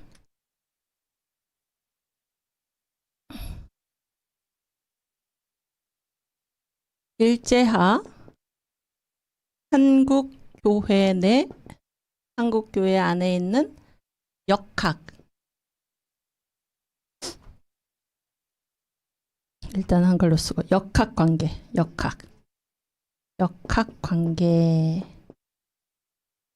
그래서 이제 이 역학에서 이제 이 역자는 힘역자입니다. 힘역자. 아시겠죠? 그래서 이제 여러분 이제 우리가 지금 어디에 우리가 사는 별이 무슨 별이죠? 지구죠. 왜 쉬운 거를 이렇게 고민을 하면서 지구죠. 지구에 제가 이거 이렇게 탁 놓으면 어떻게 될까요? 이게 떨어지죠? 무슨 법칙입니까? 중력의 법칙이죠. 아주 잘하셔서 100점 만점입니다. 중력의 법칙. 그러니까 힘이 작용한다 그런 거예요. 우리가 살고 있는 이 지구에는 무슨 힘이 작용합니까? 중력. 그렇죠? 그런 것과 마찬가지로 일제하에 한국교회가 살아갈 때 거기에 힘이 작용하고 있었다는 거예요. 힘이. 이해가 되시죠? 이해가 되시죠? 그래서 이제 여기 한국교회가 있어요. 한국교회가 이제 어떤 힘이 작용하는 그 지역을 역학권이라고 그래요. 역학권. 무슨 얘기인지 아시겠죠? 요즘 무슨 부동산의 역세권. 그러니까 이 역학권이 뭐예요? 힘이 작용하는 바운더리다 그런 얘기예요. 아시겠죠? 무슨 얘기인지 아시겠죠? 그랬을 때 일제하의 한국교회는 이 네 가지 이 상수죠? 네 가지 그 힘의 작용권 안에 있었다 그런 얘기예요. 쉽게 말해서. 아시겠죠? 무슨 얘기인지 아시겠습니까? 일단 한국교회니까 제가 이걸 너무 크게 썼네. 예, 쓸 게 많으니까. 한국교회니까 한국교회는 무엇을 가지고 있습니까? 교회는 뭡니까? 신앙이죠. 신앙. 그렇지 않습니까? 교회는 이제 신앙이라는 그 요소가 있죠. 신앙을 가지고 있지 않습니까? 교회는. 그렇죠? 또 교회는 어디에서 살고 있습니까? 이 역사에서 살고 있죠. 한국교회도 뭡니까? 이 한국민족의 삶 가운데 지금 일부잖아요. 그렇죠? 그래서 이제 또 뭐가 이 역학권의 요소로 작용하고 있습니까? 민족이죠. 민족. 그 다음에 또 뭐가 있습니까? 이게 지금 우리한테 이 신앙 복음을 전해준 분들이 누구입니까? 선교사죠? 선교사 아닙니까? 선교사. 무슨 선교사? 미국 선교사. 선교사죠, 어쨌든. 선교사. 미국뿐만이 아니라 다른 데서도 많이 왔지만, 어쨌든. 선교사죠. 또, 우리나라를 지금 점령한 점령한 나라가 어디입니까? 일본이죠? 일본. 그러니까 이게 일제하잖아요. 일제하. 일제하의 한국교회가 이제 이 살아갈 때 이 한국교회를 이러한 요소들의 역학권 안에서 한국교회가 살아가게 되었다 그런 얘기예요. 아시겠죠? 그러니까 교회니까는 뭐를 가지고 있습니까? 신앙. 그렇죠? 영향을 받죠? 신앙을 가지고 있어야 되죠. 또 교회가 어디에서 지금 교회가 어디의 일부로서 살아갑니까? 민족. 그렇죠? 또 누가 복음을 전해줬습니까? 미국 선교사가 복음을 전해줬죠? 그런데 우리를 지금 누가 다스리고 있습니까? 일본이. 그래서 이 역학권 안에서 교회가 움직이게 돼 있다 그런 얘기예요. 이해가 되시죠? 그래서 이제 교회가 신앙 하나님이죠. 하나님을 믿는 거잖아요. 하나님을 믿는데 이 민족은 뭐예요? 그러면 이 민족은 하나님을 믿는 사람도 있지만 믿지 않는 사람도 있지요. 그렇죠? 그러니까 이제 이 신앙과 민족이 어떤 편입니까? 서로 이제 반대편에 지금 위치해 있다 그런 얘기예요. 아시겠죠? 우리한테 복음을 전해주신 분들은 뭡니까? 선교사죠? 선교사. 그런데 일본은 어떤 나라입니까? 반기독교 나라죠? 반대편에 있죠? 이 위치가. 아시겠어요? 그랬을 때 한국교회가 신앙을 추구한다. 이쪽으로 가는 거야, 한국교회가. 그러면 뭡니까? 어디를 지향합니까? 하나님, 여기, 왜냐면 이 역사, 하나님이 역사에서 활동을 하시지만은 이 역사에는 지금 하나님을 믿는 사람도 있고 믿지 않는 사람도 있잖아요. 그러니까 이 사람들 입장에서 봤을 때는 하나님을 믿는 사람들은 이 민족 중심입니까? 아니면은 하나님 중심입니까? 하나님 중심이죠? 그래서 이 사람들을 보기에는 이 사람들은 항상 어디를 바라보고 있어요? 하늘, 초월을 바라보고 있다. 이렇게 인상이 되죠? 아시겠어요? 그래서 한국교회가 이제 신앙을 가지고 이쪽으로 가까이 가면은 이게 어떻게 되는 겁니까? 초월적이 되는 거예요. 초월적. 제가 이게 빨간색을 처음으로 한번 써보겠습니다. 초월적이 되는 거예요. 이쪽은 초월적. 아시겠죠? 그러면은 한국교회가 민족으로 가요. 민족으로 가면은 초월의 반대가 무엇입니까? 무엇이에요? 초월의 반대가. 역사죠. 아주 잘했어요. 역사적이 되죠. 역사적이 됩니다. 역사적이 돼요. 이쪽으로 가면. 그 다음 보세요. 한국교회가 이제 선교사 쪽으로 가는 거예요. 선교사 쪽으로 가면은 이 선교사가 지금 서양입니까? 동양입니까? 서양이죠. 그래서 서양적이 되는 거예요. 서양적이. 아시겠죠? 서양적이 되고 한국교회가 이쪽에 일본으로 가면은 어떻게 됩니까? 동양적이죠? 그렇지 않습니까? 네, 어렵지 않으시죠? 다 이게 사실이니까. 그렇죠? 근데 제가 이거를 왜 그렸는지 아십니까? 이때 1920년 이후에 제가 어제 뭐라고 말씀드렸냐면 선교의 시대에서 교회 시대로 갔다 그랬죠? 그랬죠? 그랬을 때 이제 이 교회 시대, 그래서 이제 이 한국 교회가 어떤 이렇게 주체가 되어가지고 이 역사를 이제 이 역사의 길을 모색해 나가는 거예요. 선교의 시대에서 교회 시대로 왔기 때문에. 아시겠죠? 그랬을 때 이때 어떤 얘기들이 일어났냐면은 한국적 교회를 이제 우리가 모색해야 될 때가 아닌가 이런 얘기가 있었습니다. 한국적 교회. 그러면 이게 한국적 교회라는 말에는 어떤 뉘앙스가 깔려 있습니까? 이제 선교사들의 간섭을 받지 않는 그런 뉘앙스가 거기 깔려 있지요. 아시겠습니까? 그래서 이때 제가 할 얘기가 너무 많아가지고 지금 한 가지씩 해야죠. 한 번에 한 가지씩. 그래서 이제 그 중국에 있는 교회를 무슨 교회라고 그럽니까? 그러니까 그 가정교회, 이게 지하교회 말고 중국의 이제 공식적인 교회가 무슨 교회? 삼자교회잖아요. 삼자교회. 그렇죠? 세 가지를 자주적으로 한다. 그랬을 때 이 삼자교회라는 말은 지금 공산당 교회죠. 그렇죠? 그래서 중국 교회의 역사를 연구해 보면은 중국 교회의 정통, 복음주의 정통은 삼자교회 있지 않아요. 가정교회가 오히려 정통입니다. 아시겠죠? 그런데 삼자, 자주적으로 한다. 이 자주라는 말이 누구를 의식한 말입니까? 서양 선교사들을 의식한 말이에요. 그래서 우리는 서양 선교사들의 영향을 받지 않고 우리가 자주적으로 하겠다 이런 얘기예요. 아시겠습니까? 그거랑 똑같은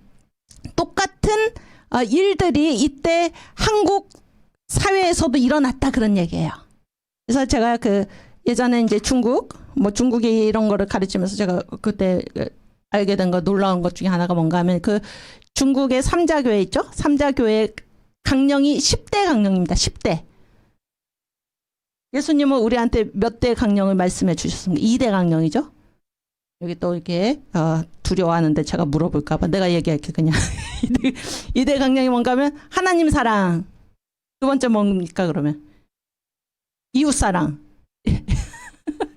그렇죠? 이게 율법과 선지자의 요약이라고 말씀하셨잖아요. 그렇죠? 첫째는 하나님 사랑. 둘째도 이와 같으니 내 이웃을 내 몸과 같이 사랑하라. 이게 2대 강령이죠. 근데 이 삼자교회는 몇 대 강령을 얘기하나? 몇 대라고 그랬습니까 제가? 10대 강령.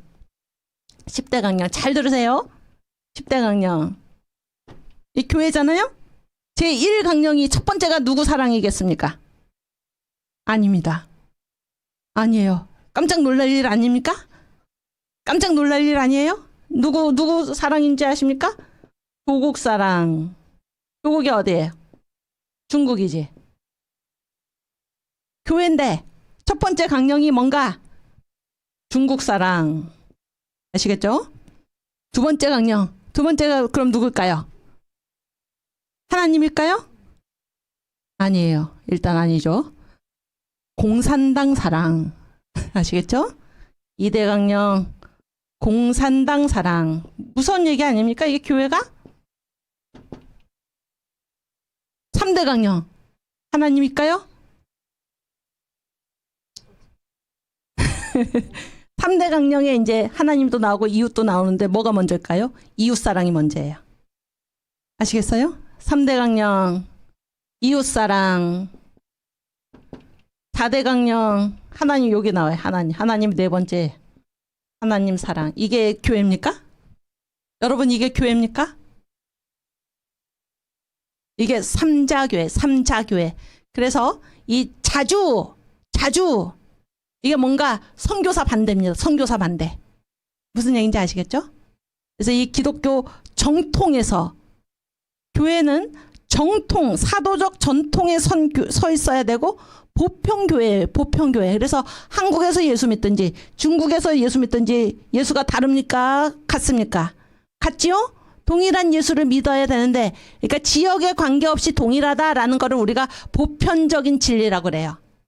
아시겠어요? 그 다음에 시간에 관계없이 동일하다 하는 거를 정통이라고 합니다. 정통적인 진리. 그래서 진리는 정통성하고 보편성이 있어야지 그게 진리입니다. 아시겠죠? 근데 한국에서 믿는 예수하고 중국에서 믿는 예수가 다르다. 안 되죠?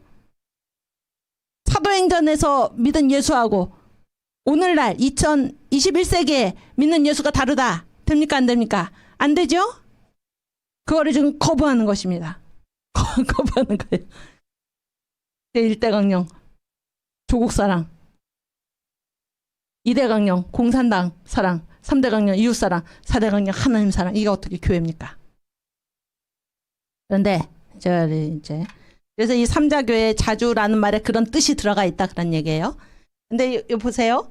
이때 한국에도 이제 교회 시대죠. 그래서 한국적인 교회 이제까지 뭐 선교사들 중심으로 했지만 이제는 우리가 지금 이제 상황이 그렇게 됐잖아요. 상황이 그렇게 됐으니까 우리가 한국적인 교회를 세워보자. 그래서 이제 여러 흐름들이 나타났습니다. 여러 흐름들이. 근데 거기서는 이제 아주 훌륭한 분들도 계셨어요. 훌륭한 분들. 제가 이제 뭐 시간이 다 돼서 다음 시간에 훌륭한 분들 얘기하고. 근데 이제 이때가 조금 이상한 쪽으로 간 사람들 중에 이제 한국적 교회를 어떻게 세울 것인가. 이게 종파 운동이 막 일어났거든요. 이때.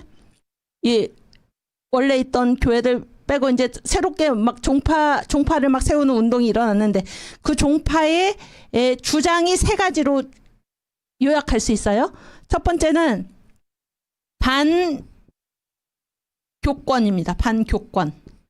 교권이니까 이제 이렇게 가르치는 거죠. 가르치는 거. 그러니까 이 교권을 그때 당시에 한국의 교세가 서북 장로교회가 3분의 2 이상이다 그랬죠. 한국 전체 교세에. 그래서 이 교권 기능, 그러니까 선교사들이 물러난 자리에서 누가 그 일을 감당을 했냐면은 서북 지역 장로교회가 교권 기능을 감당을 했어요. 이게 좋은 의미죠. 그러니까 그런 걸 사명으로 알았어요. 자기들이 그만큼 교세가 크고, 그렇죠? 이제 선교사들이 물러났기 때문에 이 선교사의 전통을 누가 이어받았다고 이제 스스로 생각하고 있었냐면 이 서북 교회가. 그런데 이제 이 종파 운동이 막 일어나면서 우리는 이 가르침 받지 않겠다. 요런 반교권, 교권에 도전하는 그런 게 하나고, 두 번째는 반선교사입니다. 반선교사. 누구를 반대합니까? 선교사를 반대하는 거죠. 선교사를 반대하는 거예요. 세 번째는 뭡니까? 반교회. 교회를 반대하는 거예요. 교회를. 아니 한국적인 이제 교회의 시대죠. 선교의 시대에서 교회의 시대로 갔죠. 그래서 이제 우리가 뭔가 한국적인 교회를 세워보자 하면서 좋은 분들이 있어요. 좋은 분들은 내일 얘기하고, 이 종파운동의 모토가 뭔가 반교권, 교회 가르침에 따르지 않겠다, 반대한다. 또 반선교사, 선교사에 반대한다. 교회, 반교회, 이게 교회인데도 교회에 반대한다. 이런 걸 가지고 들고 일어났다 그런 얘기예요. 무슨 얘기인지 아시겠죠? 그랬을 때 보세요. 반선교사 보세요. 반선교사. 선교사 반대하죠? 이게 지금 역학관계 아닙니까? 역학관계는 상대적이에요. 이쪽으로 가면은 저쪽으로부터는 어떻게 됩니까? 이쪽에 가까워지면은 저쪽으로부터는 어떻게 돼요? 멀어지지. 멀어지죠. 역학관계니까. 아시겠어요? 그럼 보세요. 여기 반선교사. 반선교사죠? 그럼 어떻게 돼? 어떻게 돼? 여기 멀어지는 거죠? 선교사로부터? 한국교회가 이쪽으로 움직이잖아요? 그러면 잘 보세요. 자기들이 의도하지 않았더라도 일제하에서는 이런 역학권 안에 있었기 때문에 선교사를 반대하면 자연히 누구랑 친해지게 돼요? 일본하고 친해지게 돼요. 여기 잘 들으세요. 그래서 이때 종파운동들이 막 일어났을 때 반선교사 이렇게 주장하면서 세워진 교회들을 일본이 놔뒀어요. 가만히. 일본은 원래 교회를 탄압하는 나라 아닙니까?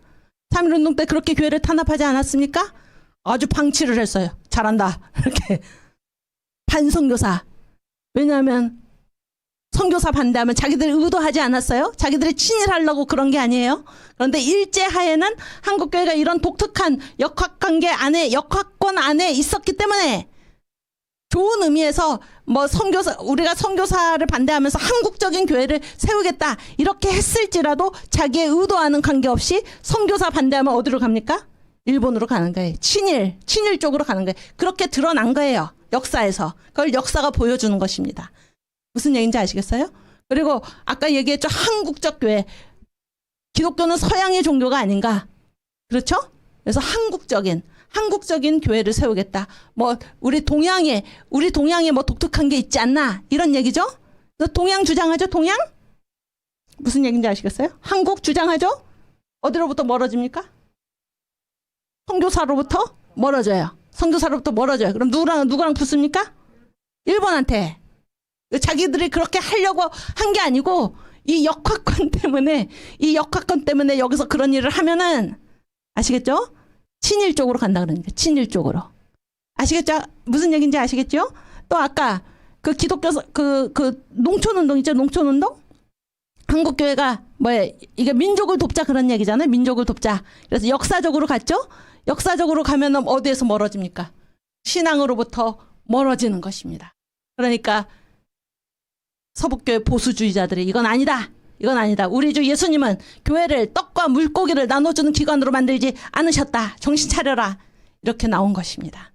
그래서 이게 일제하 한국교회 내에 있었던 역학관계입니다. 이 역학권을 벗어날 수 없어요. 우리가 이 지구에 살면은 다 이게 중력의 법칙의 영향을 받듯이.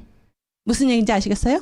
그랬을 때 이 일제하에서는 어떤 사람들이 끝까지 이 우리나라 민족의 편에 서서 신앙을 끝까지 지킬 수 있었냐면 이 역학권에서 벗어난 사람들은 가능해. 이게 역학권에서 벗어났기 때문에 영향을 받지 않지요. 그 얘기를 제가 다음 주에 하겠습니다. 우리 끝날 때는 약간 감동적인 걸 읽고 끝나야 되니까. 조선지리소고 71, 72 이것도 이제 우리 청교도 신학특강 이 사이트 우리 방이 네이버에 개설이 됐다고 그래요. 그래서 이제 거기에 여러분께서 회원가입을 해주시고 그러면 거기에 뭐 숙제도 올리고 뭐 이렇게 우리들의 이제 나누기도 하고 그런 건데 거기에 이제 들어가시는 방법은 이 유튜브 아래 댓글창에 이제 공지를 하신다고 그럽니다. 그래서 그걸 보시고 네이버에 청교도 신학특강 거기에 사이트인가요? 사이트에 카페에 많이 가입을 해주시기 바랍니다. 회원가입. 그리고 이제 그 얘기를 제가 지금 드리는 이유는 이 조선지리소고를 숙제입니다. 숙제. 그래서 이거를 외워 오시기 바랍니다. 다 한번 읽고 주기도문하고 마치겠습니다. 낭림산 머리 위에 하늘을 향한 좌완을 백두산 저편까지 높이 뻗치고 장산곳 끝까지 우완을 들이워 어루만지려는 듯 우각의 태백산은 거제까지 굽혀 올리고 좌각의 소백산은 진도까지 뻗쳐 디딘 듯 지구대는 허리가 잘룩하고 금강산은 가슴에 들이운 놀이개인 듯 몸을 가리운 능나가 동풍에 나붓기어 녹색 평야를 이루었으니 넓고도 가볍다. 선녀 바야흐로 구름 위에 소스르치려는 자태인가 혹은 자유의 여신이 대륙을 머리 위에 이고 일어서려고 허리를 펴는 형상인가. 아멘. 우리나라 이 지도를 보면서 자유의 여신이 이 대륙이 유라시아 대륙이니까 세계죠. 저 아메리카 빼고. 그렇지 않습니까? 대륙을 머리 위에 이고 일어서려고 허리를 펴는 형상인가. 할렐루야. 이것이 이 식민지이지만은 이 예수 믿는 사람 성령이 눈을 변화시키시죠? 예수 믿는 사람의 눈에 우리의 한국이 그렇게 보였다 그런 얘기. 자유의 여신이 대륙을 머리 위에 이고 일어서려고 허리를 펴는 형상인가. 네, 주기도문 하고 마치겠습니다. 하늘에 계신 우리 아버지여 이름이 거룩히 여김을 받으시오며 나라의 임하옵시며 뜻이 하늘에서 이룬 것 같이 땅에서도 이루어지이다. 오늘날 우리에게 일용할 양식을 주옵시고 우리가 우리에게 죄 지은 자를 사하여 준 것 같이 우리 죄를 사하여 주옵시고 우리를 시험에 들게 하지 마옵시고 다만 악에서 구하옵소서. 대개 나라와 권세와 영광이 아버지께 영원히 있사옵나이다. 아멘. 감사합니다.